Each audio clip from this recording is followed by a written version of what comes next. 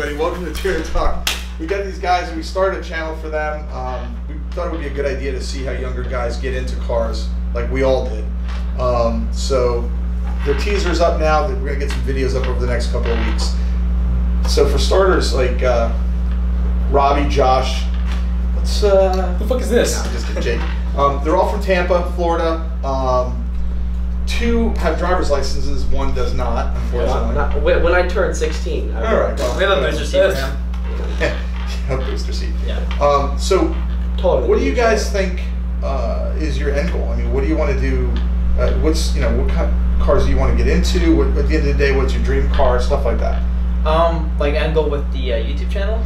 Yeah, I mean, like, there's a lot of people that I'm sure, and one of the reasons we started it was because there's a lot of people, like younger guys, that are afraid to ask the questions, and I think we've all watched YouTube videos where there's a bunch of guys your age or younger that don't have a clue, and they're still talking about cars, and the comments are 1,001 fact checks. Yeah. So you guys, I mean, the one thing I like about you guys is that you're honest about it. I mean, you don't know everything. You're gonna learn like we all did. Yeah, I'm learning a lot. I'll admit, like, I've only worked on his Miata a few times, and that's really my only experience of working on cars. Like, I'm always open to. It's a learning experience. And like, I'll honestly ask people like who I know that have cars, like, hey, if you need help, just tell me. I want to learn more.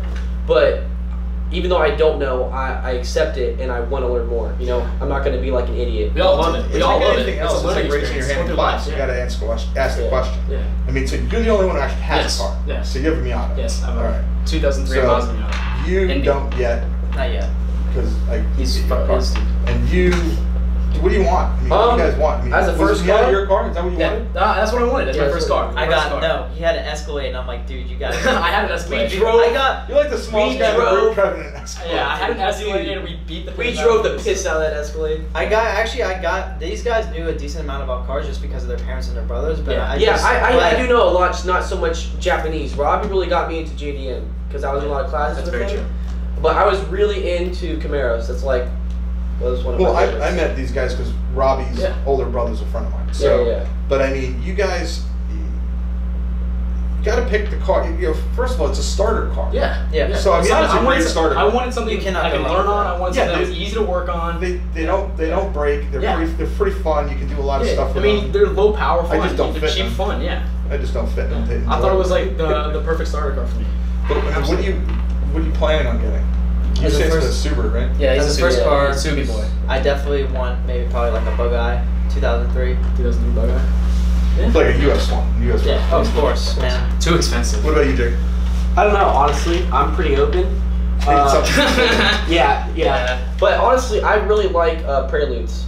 Yeah. And I was thinking of getting a Prelude and doing like a track build over time, obviously. They're okay. I mean, it depends on the Prelude you buy. Yeah, I was probably gonna go with like a 4th gen and see if I could find the all-wheel steering. You just have one. You just sold No, that was a 5th gen. It was 5th gen. Yeah. And it was automatic.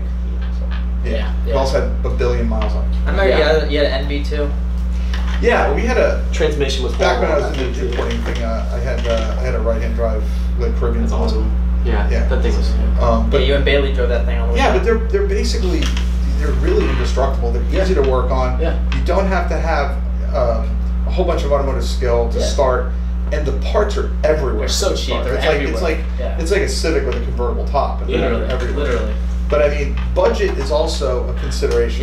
Yeah. I mean, you're getting an MD? Yeah, I got an MD. Okay, I work 30 hours a week. I try to save up money. I'm really trying to save up money. I want to do the rest of you guys are both in school, right? Yeah. I mean, I'm still doing school on the side and stuff like that. I do a little bit of work when I can, but like I don't have an official job. Right. So just as much as I can, So what about because we just came back from SEMA, but you get to see crazy cars. We go over the top stuff. Hopefully next year we'll drag you guys along. But yeah, definitely. Do you guys? I mean, how many car shows have you guys been to? I mean, I grew up going to classic car shows. Yeah, you guys are from here, right? Yeah. I'm from Kansas City, Missouri. Yeah. Oh, I'm sorry. Yeah. Kansas City, Missouri. I grew up going to car shows all my life. Well, I mean, no, you haven't done your research. It's fine. I didn't mean it for that. I mean, it's like when you're up in the snow belt. Yeah. You have half a year enjoying cars. That's literally. I mean, I was born in New York. I lived in Tornado Valley. I've seen multiple shows. You'd go downstairs in your house and visit your car for half the year. Yeah. Well, I mean, the first time I met you was at a car show. It was at Queen Culture 2 years ago. Wow. And that's like, I remember going up to you and then just barely knowing about cars. And it was my brother that definitely got me into JDM. And I like see all these R34s. You have your NSX, and he just unveiled your 22B. Yeah. Wow. Well, it was a Type R. Oh. But yeah, everybody thinks it's 22B. I mean, I've literally had people pull me over in traffic and, oh my God, it's 22B. I'm like, no, it's not. I wish it was, but this is what we could afford. Yeah. You know? Yeah. It's so awesome though. I mean, people. The funny thing about especially that car world, that JDM world, is people.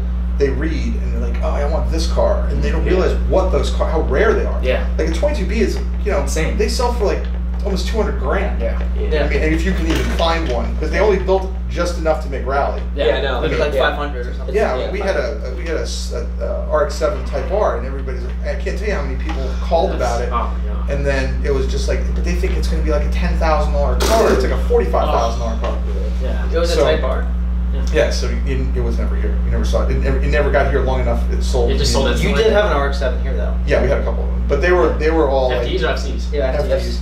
Yes. I mean, RX-7s are beautiful. I love but they're just that's so fine. quirky. That's You I love own it. like the only Mazda probably ever own. I mean, my dream car is a fully built FC, like 3-rotor, like. Because you've never driven one. Yeah, I mean. Yeah, I mean they just break. I mean, for as reliable as your Miata is, the FC is literally It's that. completely different. It's a different world. Yeah. But, so.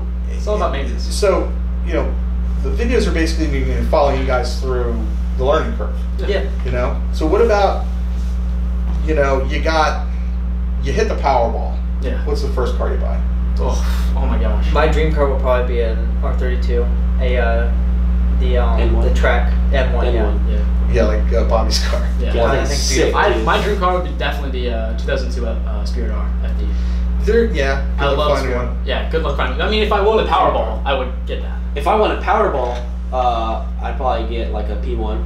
I mean, Yeah, realistically, if I win a Powerball, I'm going big. I'm not. I mean, you're going big. As much as I love JDM, that's because it's kind of. We had this conversation because recently the Mega Millions was high. Yeah. And, Yeah. everybody's like, what's the first car you buy? What's the first car you buy? And you've kind of seen it all. Yeah. And it's like, I'm like, oh, I would buy an LFA.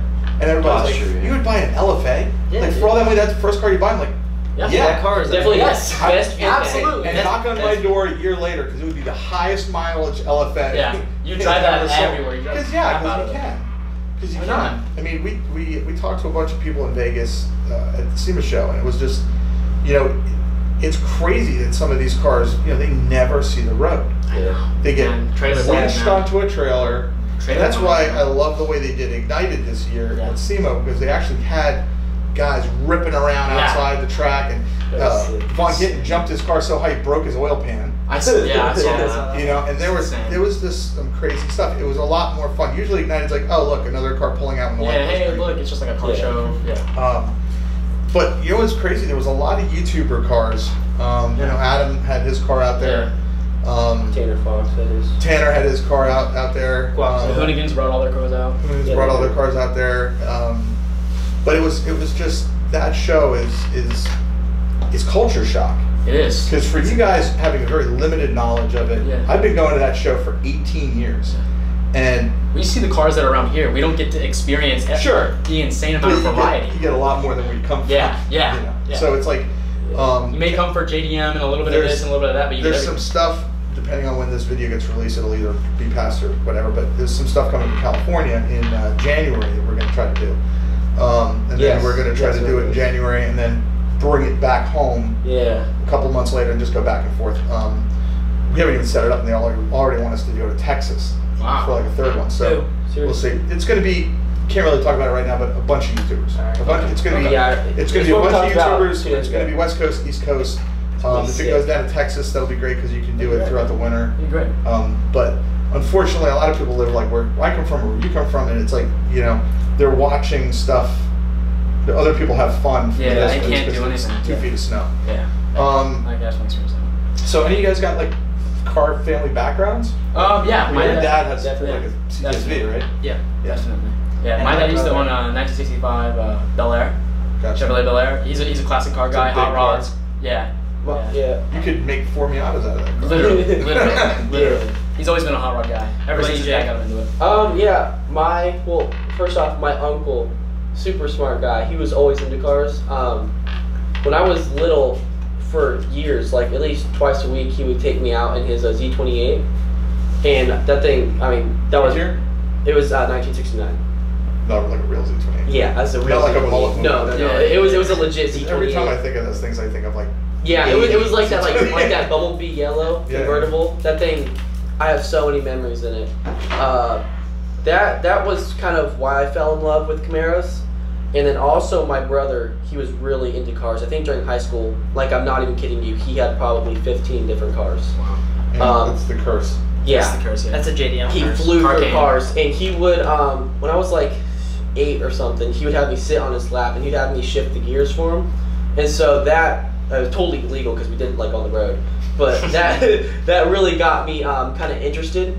And then as I grew older, we had a neighbor who actually used to race for Dodge, and he always had a new Viper, and he would take me out in it and drive me around a couple times a week because I'd go over there every day after school. People talk about the Viper like an old car.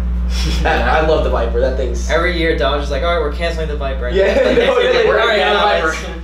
Yeah. I think the problem with the Viper is, I had an 03. Really? And I had a 600 horsepower car, and it was a death trap. Yeah. It was literally a death trap. That thing is the made new for one car thing. is amazing, Really? and now they're not going to make it. The AC. So they finally got it right. Yeah. Now they're going to fix it. Yeah, the old one, the one you had, that's the one that didn't even like have AC, right? It was like. No, it did. It was just like the Lamborghini AC where it was like an old man coughing on you. Literally. But I mean, I grew up and I didn't come. My dad was. My family wasn't rich growing up, and but my first car was a Cutlass 442, like in a '73. It had been hit by a school bus, and so the whole quarter panel was messed up. We had to put a new quarter panel on the car, and it was this. Is that how you started learning how to? Yeah, it was this horrible hunter green color car, and the first time I drove it, they used to have the high beam switch used to be on the floor of the car. What? Yeah, so you'd step on it. Yeah. And I was ripping down this road. They had a 455 big block in it, and I went to step on the brake, and I stepped on the high beam, and I high beam, and all I see is I high beam a cop. There's a cop right at me. I'm like, I lit him up like a Christmas tree, and he didn't catch me. But anyway, long story short, he didn't catch me. Backwards road. It was like rum running at that point. But I've had a lot of cars. That car ran really great, so I never really had to do too much. I got kind of my dream car later on, and I got a Trans Am, like a Ram Air, like a '77 Smoking the Bandit edition. Yeah. And I got that car, and it was a nightmare. Like everything broke. Like in 2 years of owning it, I put 2 engines in it, a transmission, and a rear. Like every mechanical part had basically been changed.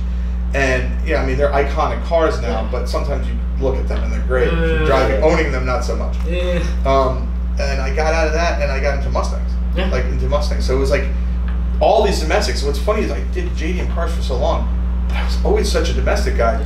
And at that point, I went into college and got out of college and went right to work for Ford. Wow. So working for Ford, I had a Mustang working for Ford. So you're always at the dealerships. The dealerships are always teaching you the new stuff. Yeah. And I've owned like 7 Fox chassis. Jeez. So it's like best Mustangs. But you can't kill them. Yeah. Like you can, if you own one, you carry a belt, an ignition coil, and some stupid stuff in the trunk, and you can repair that car anywhere. Yeah. Like it's never going to break. It's never going to let you sit. Yeah. But you go through different stuff, and I think as you get older, you look for different things. Yeah. Like you guys you are get used to stuff, and then you want to look for something that you makes got a car feel that new way. Basically, a cool car, and it's probably not going to leave you inside the road. Yeah. But a lot of people look at cars and say, okay, I want that car, but they've never even seen one in real life, or they've never driven one, or they don't know what it feels like. And that's one of the things that I want to try to get you guys through, where you guys can, as you guys get older and you do this, you can talk from experience. Yeah. So you can say, I drove this car, I drove that car. Yeah, I know what that car drives like. That car's, and there's reasons that guys that are in the automotive world all gravitate towards certain cars. Yeah. Like I have the NSX. There's the reason I bought it is, and a lot of guys, like you'll rarely talk to somebody who doesn't like it. Like no one hates the car. Yeah. They don't break. Yeah. You can have in your garage, put on a battery tender, play with it once a month, and you're always going to have a good time, and it's never going to break. And the cost of maintenance is nothing. We were just looking at some stuff today about McLarens, because that's one of the goal cars for the company, and it's like $4,000 a year to maintain it. Yeah. To keep the extended warranty and to do the 10,000 mile service every 1 year, 10,000 miles. What are you trying to get? I don't know. 570? Probably a 12C. That'd be sick. Because they're coming down dramatically in price. They're really not that bad a car. Yeah. As with most cars, you don't.